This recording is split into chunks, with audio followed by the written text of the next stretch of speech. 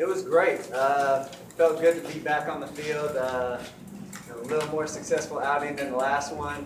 Felt like we got in the rhythm offensively, had a couple long drives. Our offensive line was doing a great job up front. Our receivers and tight ends were making plays. Things went well. What did it mean to have Eric rejoin you in a different sort of way, with a kneel instead of sitting down? It was amazing. Me and Eric had many conversations, and he approached me and said, I support what you're doing. I support what your message is. Let's think about how we can do this together. And we talked about it at length, and we wanted to make sure the message that we're trying to send isn't lost with the action that's coming along with it.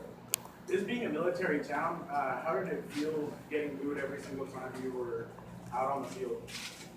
Well, I think it's a misunderstanding. The media painted this as I'm anti-American, anti-men and women of the military, and that's not the case at all. I realize that men and women of the military go out and sacrifice their lives and put themselves in harm's way for my freedom of speech and my freedoms in this country and my freedom to take a seat or take a knee. So I have the utmost respect for them, and I think what I did was taken out of context and spun a different way. Colin, what is the message? What is your message? What message are you trying to get out? The message is that we have a lot of issues in this country that we need to deal with. We have a lot of people that are oppressed. We have a lot of people that aren't treated equally, aren't given equal opportunities. Police brutality is a huge thing that needs to be addressed.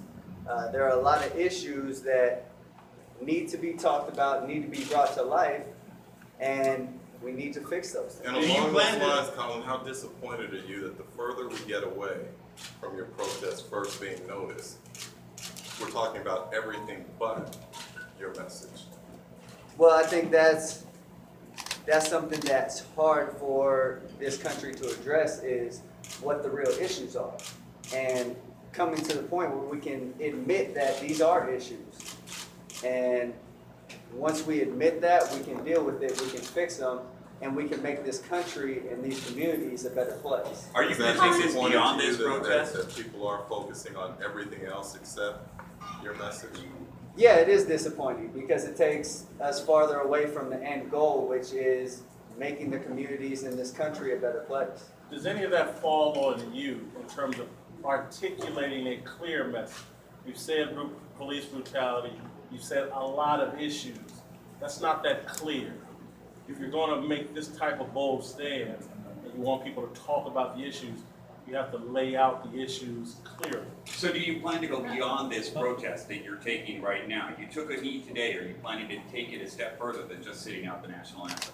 Yes, I am planning to take it a step further. I'm currently working with organizations to be involved and making sure that I'm actively in these communities, as well as donating the first $1 million I make this year to different organizations to help these communities and help these people.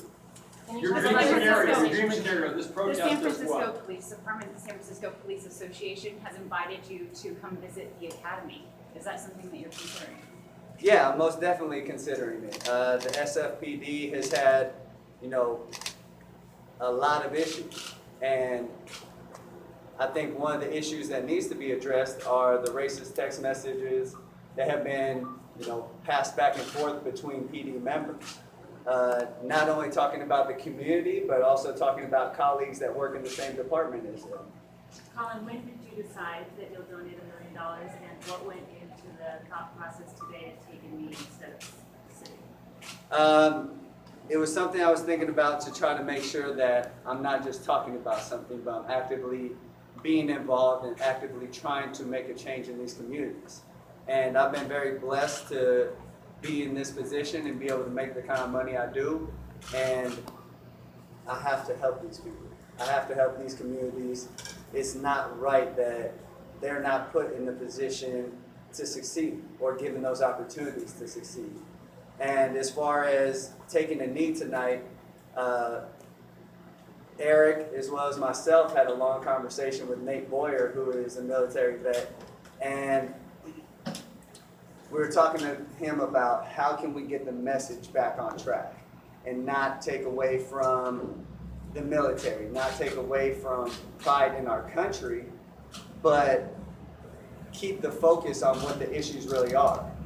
And as we talked about it, we came up with taking a knee because there are issues that still need to be addressed, and it was also a way to try to show more respect to the men and women that fight for this country. What was it